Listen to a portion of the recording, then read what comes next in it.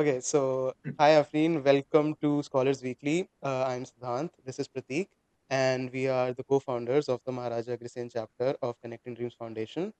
And when we get started, so let's just begin with the small introduction of you and what you've done till now and what you're doing currently. Yeah. Got it. So, if I have to just briefly speak about myself, I started after completing my education in undergrad. I started with my journey in the impact space. I was a Gandhi Fellow for 2 years, which is primarily in primary education, and post which I continued in the impact space, which was under Piramal Foundation, where we were building capacities of the government school teachers, and post which continuing in the education space because I was quite inclined to exploring education and how we can solve primary education. I was a part of People India, which is also a non-profit organization that works for improving education in Delhi government schools. um, that is where I started with being a talent acquisition specialist, where I transitioned my role from being a uh, teacher capacity building professional to a recruiter. Perfect. And post which, when I felt that education being one of the issues in the impact space, there are multiple other issues that are also very pressing issues, and that is when I was a part of an incubation foundation, which is the Convergence Foundation, primarily incubating 15 plus organizations that cater to larger problems in the community as a whole, in different parts of the country. But and Currently I'm a part of Morgan Stanley, which is financial services space, continuing as a recruiter, which is my role that has been for the past 4 to 5 years now. And yes, that is a bit about me. I enjoy being a recruiter, and it happened by accident, but I really, really enjoy being a talent acquisition person, and I wish to continue in the space how much ever I can help Right. others as well. Perfect. Thank you so much for this lovely intro. And yeah, I think I connected with you like back in 2024 in the November, I think, like when I was applying here. Right. So Yeah. this was like then I connected, right? So yeah, so the mode of this like podcast is to just like have a smaller coffee chat session with a industry a professional in this space only, that we can gather as much as information that we can and make it accessible for students like us. So first question I would like to ask from like a student who's like in his undergrad and would join the workforce in like the coming first 2 years, right? So, okay, if someone like me wants to break into the space of social impact consulting, like as an entry level analyst only, right? So, what would like a organization look for that particular candidate? Would be like academic pedigree, or would it be something like complete like a uh, I would say like a restricted experience in that space. Like if like you have worked in this space of the Gandhi Fellowship, that would Hmm. be like ideal, right? So yeah, Um, if you Do you want me to talk about how impact space would look like, or generally any organization would look like? any organization would be like Okay. So I would say, so beginning with, on paper, yes, your academic qualification and degree does matter, but also a lot of it matters on you because you are an undergrad. There is no experience that is on paper, right? So one is right, that how much clarity are you coming with? right, Why are you coming to this organization? Do you have some idea about it? You don't need to be like crystal clear, but at least have some knowledge about why your interest is in this organization per se. What is this organization trying to do? And second is, how will you contribute to your role?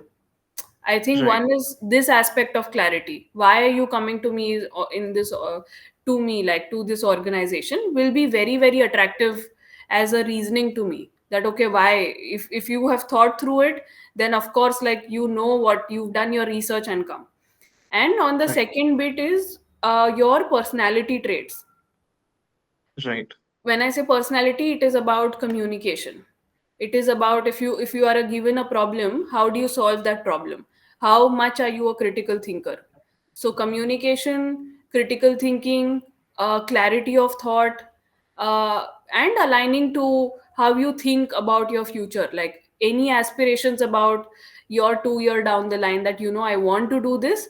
I think education is a pressing problem and I want to contribute because I this in the past, or I've read this Right. about something. Right. You are backing your reasoning with something, is will lead to, I think, a more holistic personality.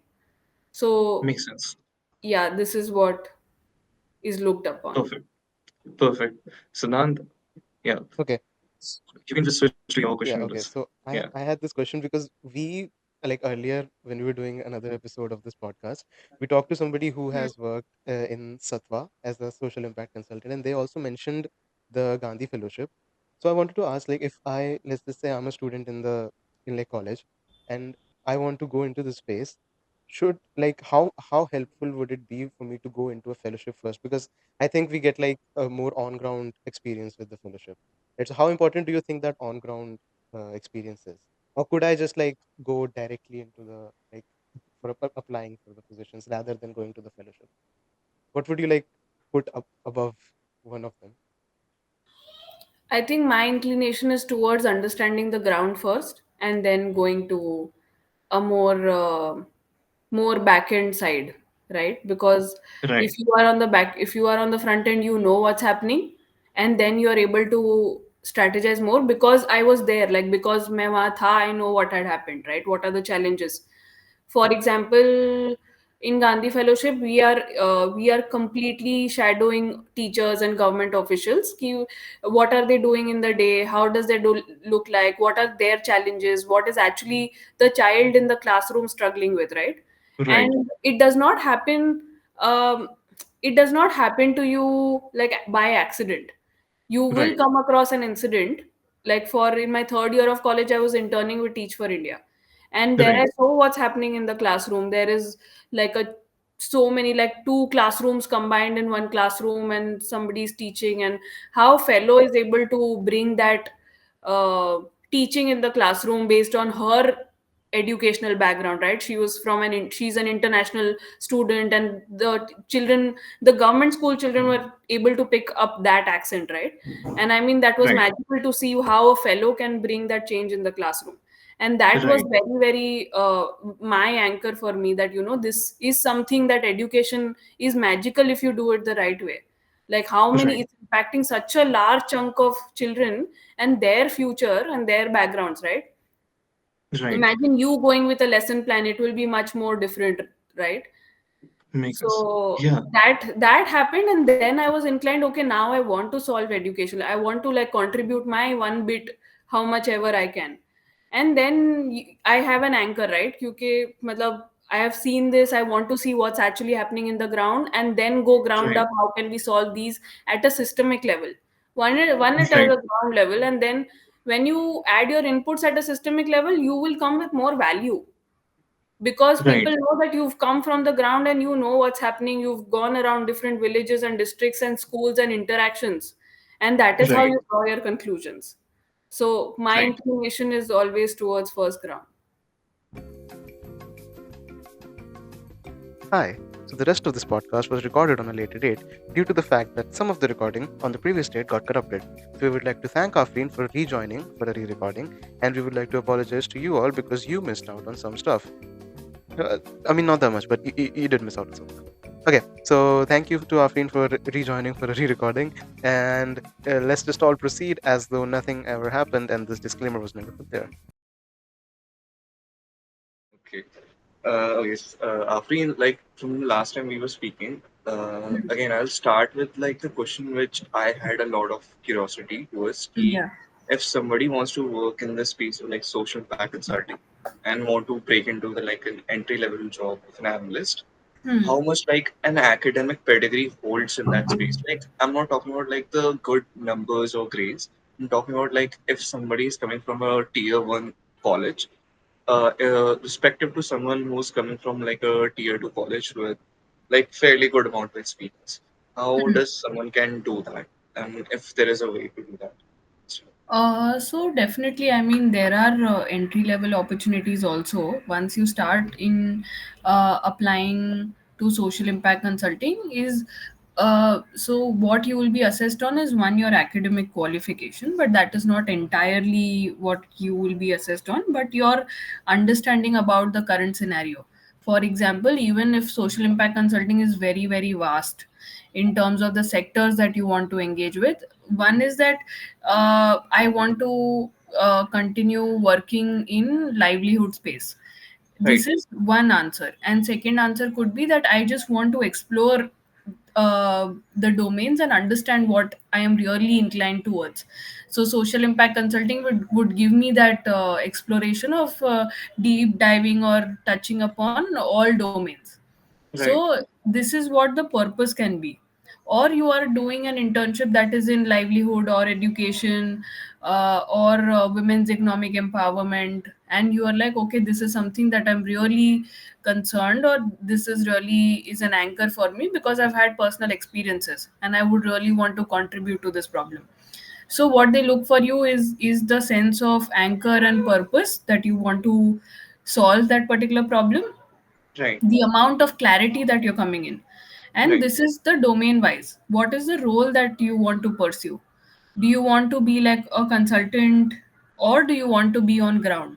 So right, one is that I want to be on ground and actually understand the challenges, and second is okay, I want to understand the statistics and the general overview of that particular domain, and then accordingly go ahead. So, right, one is domain and the role that you would want to pursue. And the internship on paper, it will be just your CV and internships that you've done. As in the conversation, it will be how well are you about your surrounding and how do you want to continue. makes sense. And so last time we were talking about, and you said ki I was one of the things that I wanted to like talk about is like your transition from this particular space to a different space of like working in Morgan Stanley, and you did a small stint in HR consulting also. And Yeah. how was that transition, and like how difficult was it? And yeah, and Yeah. One is कि let me know if you want to cover me any pointers in any answer, because मुझे yeah, एकदम याद नहीं है कि मैंने क्या बोला है last time. So I'm just whatever, वो भी मेरी understanding के हिसाब से बोला था. I'm also talking as per my understanding and yeah, experience. yeah, So one is that in my experience, the transition from impact space to corporate is relatively difficult than right, moving from corporate to impact space, makes sense, right, because the corporate is not very familiar with the jargons that or the skill set that non-profit has, or the impact space has, unless and until you're working with international social impact consulting firm. But if you're working with an on ground organizations, and you're aiming to go into completely well established corporate, it might be slightly difficult. right, If you are a generalist, it is very difficult. That is what I feel. But if you're a specialist and you're coming with a particular skill set, it might be relatively okay, easier depending on the opportunities. But right, my transition was because I had spent around 6 years in the impact space, and I had explored um, most of the domains. Like right, Convergence had given me a wider purview of different domains that I had an exposure to, understanding what is happening in those domains, what are the organizations working. And I thought now it is the time for me to even because down the line I want to build like a holistic profile of myself as a right, talent acquisition specialist. So I wanted to explore other domains as well, not just be limited to impact space. sure, perfect. Siddhant, your question you would like to like transition. Okay, so I feel like I'm staying on the topic that Pratik asked in the previous question. It's like Yeah. if I'm like applying for a job as an entry level analyst, and I've done internships. Like, do those count as like an experience if I've done just internships? Yes, definitely, it does count very well. So, uh, The formula is that if you are 5 years and less experienced, your internships will have more weightage. And if you have 5 years plus experience, your work experience will matter more. Right. So internships do very well matter in an entry level positions that you apply, and you should be able to position them in a way that counts as relevant to your current position that you're applying to. If you've done a marketing internship and you're applying for a marketing role, it will be a plus for you. It will Right. be like a bonus कि हाँ मतलब you know what the role looks like, you know what the corporate, how the corporate system is functioning, थोड़ा idea होगा, and then that will act as a plus to have you like shortlisted also. Okay, this podcast is sponsored by Good Lives. Good Lives connects you with a network of mental health expertise, offering a personalized solution and clinical validation solution right to your phone. Whether you are looking for one on one therapy or community support, or simple relaxation tool to guide you to meditation sleep aid, Good Life have you covered. Good Life is also trying to do a campus intervention in different college campuses. And if you guys are interested, more than happy to help you guys. And again, thank you so much to Good Life for sponsoring this podcast. And okay, and the other thing I would like to ask is, see, if somebody has done like, again, this question is like in last time also, if someone has worked in two, see, take like two-person who has like a very fairly good experience in the space of social impact, especially in volunteer work, or he has worked with an NGO, and especially like you said in livelihood space, etc. On the other side, there's a candidate who has worked in specifically towards in conglomerates only, like किसी particular conglomerates that maybe Bombay Shaving Company के साथ he has worked in their marketing team.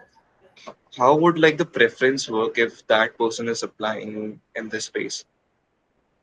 Mm, so which space? Who's up? Like I got two situations, but they are applying to which space? In social impact consulting only, in like an entry level Okay. position, right? So it will vary from generalist and specialist role also. Right. Generalist is operations person, let's say. For example, program management is generalist, Yeah. and let's say monitoring and evaluation professional is a specialist, right? Right. Specialist will have a higher chance because the technical skill set remains the same. Right. Generalist generally would have a lower probability because I don't know what kind of program that person has managed, what is the scale that that person has managed, I'm not really sure. Right. So um so if that particular person, A, who's coming from the impact space is applying for a generalist role in the impact space only, will have a higher chance Right. rather than a conglomerate. And if a Makes specialist is sense. applying, if a monitoring and evaluation person is applying from an impact space to a conglomerate, that person will also have a chance because the skill set are crystal clear, right? Uh, Right. okay, that person has that particular skill set. What kind of certification he has done, he or she has done, will also play a role. Right. So that is what I think. Perfect. Siddhant, transition to your question, you would like to ask something. Okay. So like, see, you've worked in a fellowship as well, and we've talked to someone else who's worked in a fellowship as well. Like, if you were to give advice to a student who's like maybe who's graduating out of college, would you suggest them to go for a fellowship like before applying to a firm?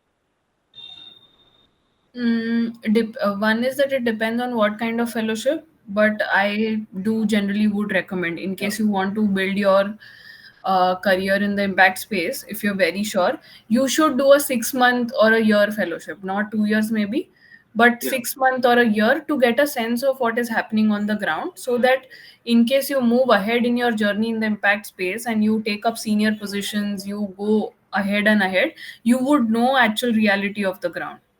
Otherwise, once Right. you start in the working in the impact space, then there are lower chances that you would go on field.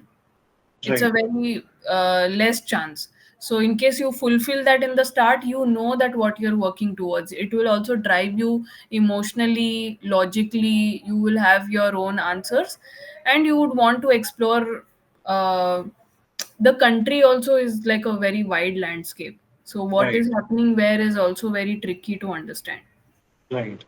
And like in the fellowship also, I have heard in that space, for example, Teach for India, the fellowship is fairly long. And I've heard from people that it doesn't count like as a work experience. Like how true is that? It does not count as a work experience because I don't know, because it's a kind of a fellowship. It's not a system. It's Right, not a job. But uh, in my opinion, you are a full time committed fellow to a particular objective. right, So I consider it as a full time because it's a very rigorous fellowship, right. whether it's Makes Teach sense. for India or Gandhi Fellowship. Yeah, You are completely, how do I say, committed to solving that particular problem that is given to you for 2 years. For Teach for India, you become a teacher, or you become a teacher for 2 years. You're teaching in that particular classroom, so you're responsible for like 20 kids in your classroom. right, Unka grade should move from A to B, right? If it doesn't move, it you are also contributing to that failure. right. So the accountability is high, the stakes are high, and yeah, so I really consider it as a very rigorous, intense fellowship. Perfect. Even in one thing that I would like to highlight as a process in Gandhi Fellowship. Mm, So Gandhi Fellowship has a lot of processes. For a month you become a teacher, it's a classroom immersion. For a month you are in a village, understanding what are the realities on ground, which is community immersion. It is like right, how you go on ground and understand what are the challenges. You live there. right, And then there is field immersion where you're just interacting with the parents every day on how are they feeling about the education system, what are the other challenges that the school children are not able to come to school. So right, you know that, for example, if it's education, you know that education, the problem is not in isolation. right, It is a problem that is connected to all other problems. If the parents are not earning, or the livelihood opportunities are rare, uh, then they would not want their kids to go to school. They would just be like, okay, just start working with me. How does it matter whether you study or not? you're right, gonna you're gonna be in the same village, right? So if the right, parents are not well aware of what's happening around, the opportunities that the child can get, right? So it right, drives that, okay, child will not be able to go to school. That is how midday meal came into existence. That, okay, we'll just send our children for free food, right? कि okay, right. at least खाना तो मिल जाएगा. Uh-huh.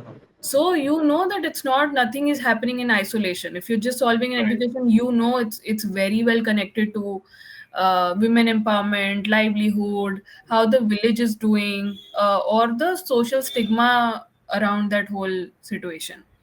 makes sense. Perfect. Siddhant, any questions left from your side? I think I'm done from my side. I think I'm done as well. Okay, perfect. Okay, this was like fairly awkward because we had to do the rerun of more No, time. no, no worries. I Yeah, understand. yeah, But that's completely okay. I hope I was able to do justice to this one. no, Uh, absolutely. Thank you and so much, Afreen, no for taking problem. your time on Really the sorry for weekend. postponing it. I last No, no moment, No, no, worries. no, Siddhant. it's okay. No, no, Yeah, it's I okay. didn't mean to, but yeah. Okay, again, thank you so much, Afreen, for Thank you. taking Have a the good time. day. All the best. Bye Bye. bye. Bye. Thank you. Thank you for listening to this podcast. I hope you learned something. We will do more of these as we find more people who will let us annoy them. And thank you for watching Scholars Weekly. You can download Good Lives as well from the description, and you can follow us on LinkedIn and on Instagram. You can follow the podcast. You can give it 5 stars. And again, thank you for watching. We'll see you guys on the next one.